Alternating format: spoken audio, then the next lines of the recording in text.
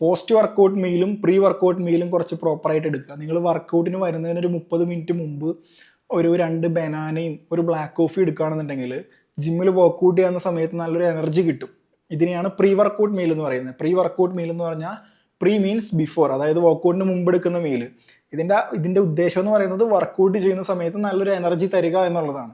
Then post workout മീലിൽ നമ്മൾ focus ചെയ്യേണ്ടത് കുറച്ച് കാർബോഹൈഡ്രേറ്റ്സും കൂടുതൽ പ്രോട്ടീനുമാണ്.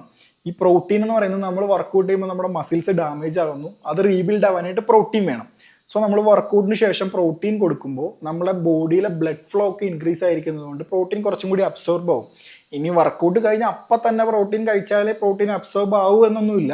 വർക്കൗട്ട് കഴിഞ്ഞൊരു 3-4 മണിക്കൂറിനുള്ളിൽ പ്രോട്ടീൻ കഴിച്ചാലും മതി. പക്ഷെ നിങ്ങൾക്ക് വർക്കൗട്ട് കഴിഞ്ഞാൽ അപ്പം തന്നെ ഒരു മണിക്കൂറിനുള്ളിലൊക്കെ കഴിക്കാൻ സാധിക്കുന്നുണ്ട് എന്നുണ്ടെങ്കിൽ കുറച്ചും കൂടി ബെറ്റർ ആണ്, നിങ്ങൾക്ക് കഴിക്കാവുന്നതാണ്. സോ പ്രീ വർക്കൗട്ട് മീലും പോസ്റ്റ് വർക്കൗട്ട് മീലും കുറച്ചും കൂടി ഇമ്പോർട്ടൻസ് കൊടുത്തിട്ട് കഴിക്കുക.